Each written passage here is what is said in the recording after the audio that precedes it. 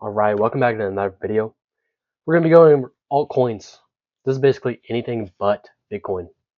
We're going to discover the vast world of cryptocurrency alternatives that go way further than Bitcoin's original vision.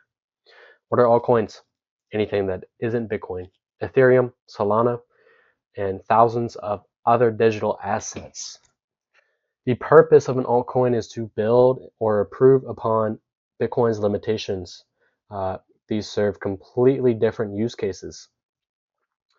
Variety.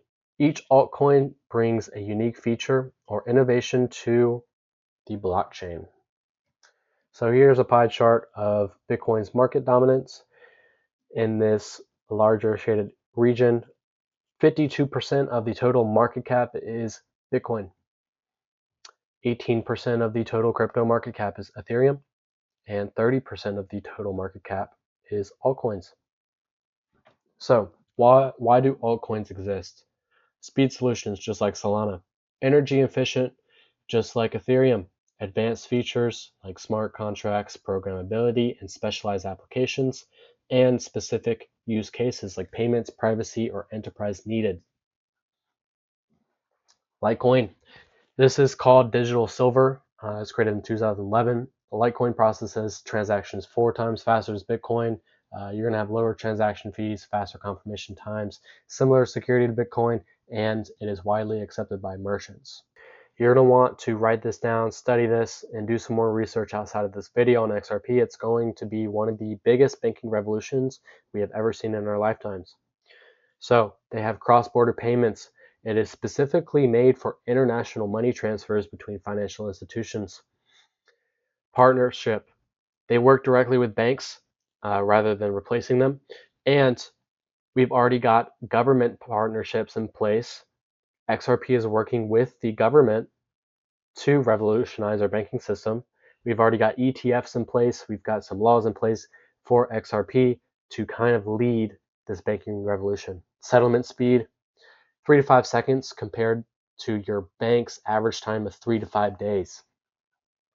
So XRP is in the ISO 20022 category, and these ISO 20022s are going to be kind of built around finance. XLM is kind of very similar to XRP. It's an open source network for financial institutions to issue digital assets and facilitate cross-border transactions. Algo. It is a 2022 compliance making suitable for central bank digital currencies and enterprise solutions for robust financial data exchange. And now HBAR. It is an enterprise-grade distributed ledger technology. It is designed for high throughput, secure, compliant financial applications. That was a mouthful. Okay. Also, take your notes on this one. Stablecoins, price stability. A stablecoin is basically a crypto that is pegged against a steady value, just like the US dollar. USDC coin is always going to be $1. And I want you to really listen to me now. Your bank is offering probably around 0.25% on your money for them being allowed to borrow it. In your savings account, your bank is loaning your money out. They're using their money for whatever bank systems they need to do it for. But when you switch to a centralized exchange and buy USDC, which is a valid currency, credit cards, some credit cards are now can be used with USDC. You can actually, tap your card at the gas station using USDC. Anyway, what I was explaining is that these stablecoins are going to give you a higher APY compared to your banking system.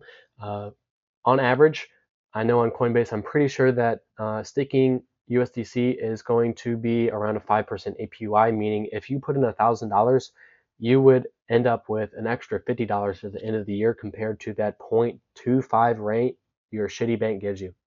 So not financial advice, but put your money into a centralized exchange. If you're going to do that, I have a link in my Discord. Sign up using that link and you get a free $30 in Bitcoin. Who doesn't want free money? So use that link in my Discord. I'm going to be adding some more like Kraken, any other centralized exchange. Anyway, so understanding the risks of altcoins. There's going to be higher volatility. Many altcoins are going to experience more dramatic price swings compared to Bitcoin and Ethereum. This is a double-edged sword. You can potentially get greater gains or greater losses. The reason for this is that the market cap is much lower compared to Bitcoin and Ethereum.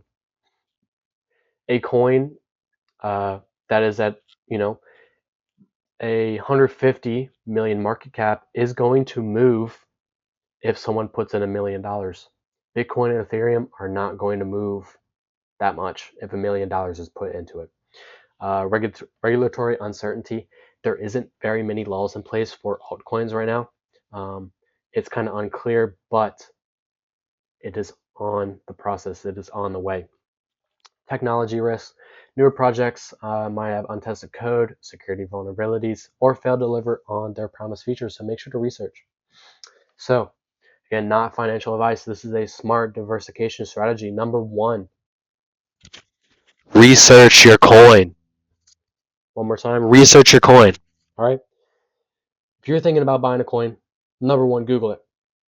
Figure out what this company is about, figure out what they're doing, figure out why they're doing it, and see if your beliefs align with what the company is doing.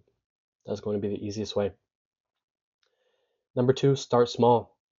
Do not risk more than you can afford to lose. If you invest in an altcoin and that company goes to shit and you now have $0 from your $100 investment, are you going to be upset about it? You probably shouldn't be putting $100 in it. Number three, you want to diversify widely. So don't put all your money in one basket. Pick a few coins, 10 to 20 is a pretty good range. Again, research. And then always have a Bitcoin foundation. Bitcoin is always going to be the leading coin in the industry. It's going to be around forever. This is literally digital gold. All right. Bitcoin is going to be far past. I don't know if it's going to hit $1 million, but it's going to be over $200,000 probably pretty soon. But anyway, that was this video. Thank you for watching.